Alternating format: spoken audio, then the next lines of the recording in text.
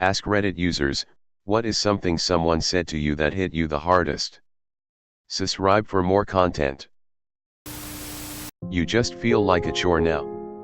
I said this to a good friend of mine once when we were living together, and instantly regretted it when I saw the genuine hurt in his eyes. Granted, he was in the depths of alcoholism at the time and had seriously pissed me off and tested my patience, but it still wasn't a productive thing to say, and I saw such true shocked hurt in his eyes that I stopped the argument right there and started processing his reaction with him out loud. He is healthier and off the booze now, thank God.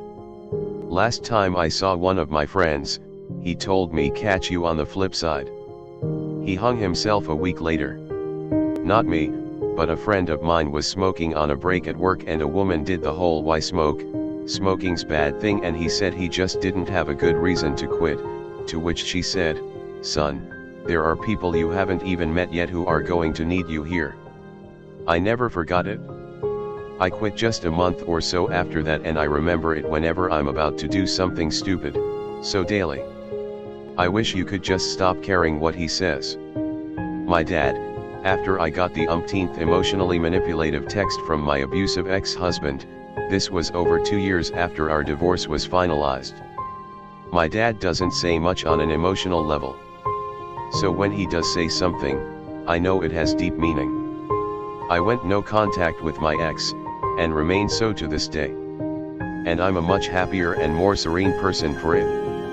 I've lived a good life. I'm ready to go. My grandma, who is still physically and mentally healthy. I just wasn't ready for it. My grandmother spoke openly about this in the last years of her life. She wasn't even remotely a negative person, and wasn't suffering from any life-threatening illness, but she was in her mid-80s, had 2 healthy children and 2 grandsons that had grown up and started their own lives and families.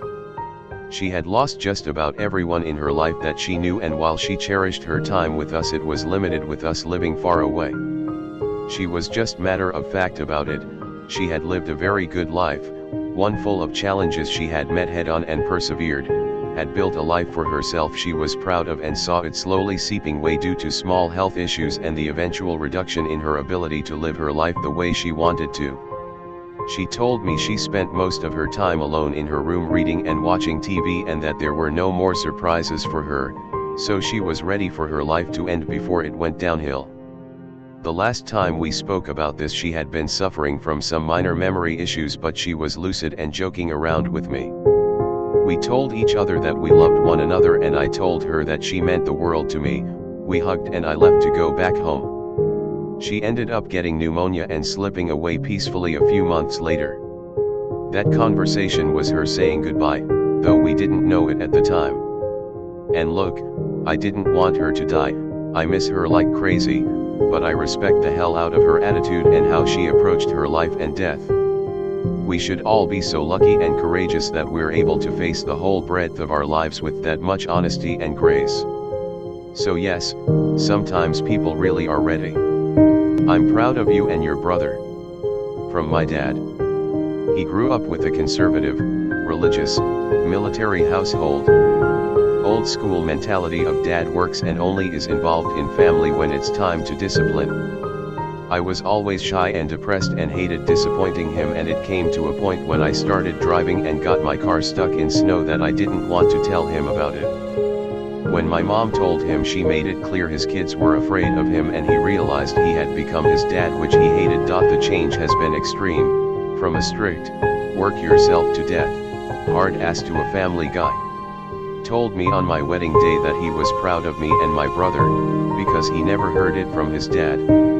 Being good to people won't make them good to you. Never grow up, just learn to be an adult. Thanks, Dad. When I became a man, I put away childish things, including the fear of childishness and the desire to be very grown up. C.S. Lewis. You don't stop having fun because you get old, you get old because you stop having fun. When I was a little girl, I adored my dad. Followed him everywhere, wanted to do everything he did. And I sure tried. He was never great at saying how he felt, but I always remember saying, "I love you, Daddy." And he always replied, I love you, daughter. When I was a preteen, he had no idea what to do with me, and backed off hard.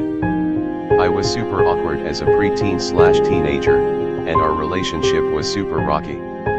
We had a lot of hurtful exchanges, and I spent as little time at home as I could. In the summer of 2007, I wrote him a letter, telling him that the way he distanced himself from me was hurtful, and that I didn't know how to deal with the harshness of our current relationship, but that I still loved him and wanted to try and move past our painful interactions and rebuild our relationship.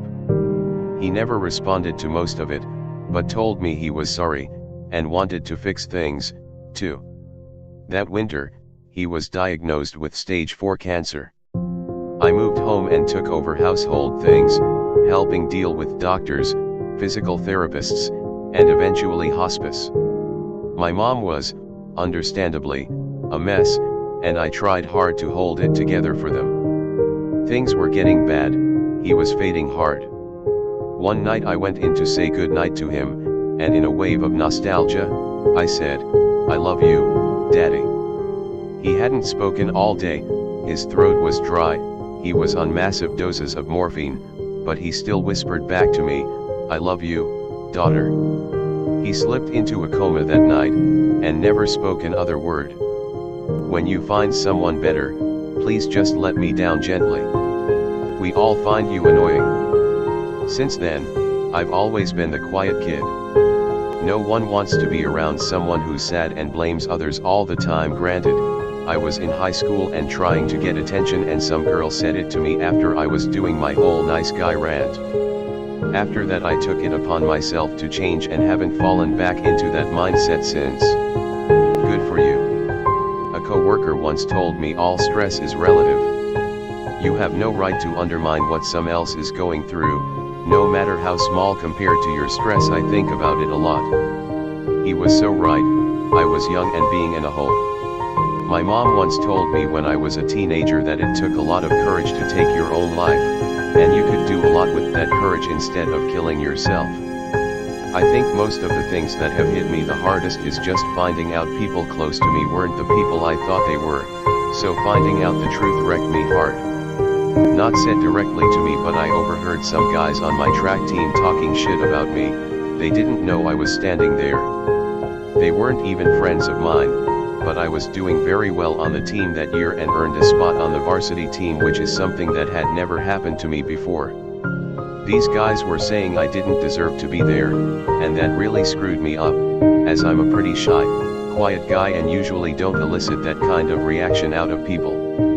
I coach cross country and track, and I will tell you that the beautiful thing about our sport is there aren't politics in it. You perform, you succeed. Period. There isn't any of Johnny getting more playtime because his parents are huge donors, or Jessie starting the game because she's dating the coach's kid. There's no hiding your talent or your weakness among your team like you can in the other sports. If you were on varsity, it's because you earned it. No other reason. These people, these managers, and these directors and all those other co-workers who are marginally above you, they don't give a flat fucking shit about you. Protecting you is not in their interests. The only things they are protecting are the company, because that keeps the paychecks coming, and if they have to choose you over their bills, then they will fuck you every single time. So don't ever trust them, no matter how much they sound like they are going to bat for you, no matter how fucking sincere those bastards seem like they are being. That was my co-worker Matt, before he quit his job when we worked together as an insurance adjuster. Made me really open my eyes and realize how people behave at offices and see through corporate bullshit. This is 100% what I was going to say. A coworker, we were insurance agents, looked me right in my eyes and said, "I really like you, everyone does, but no one gives a shit about you. Stop putting other people before yourself, look out for you because no one else is going to."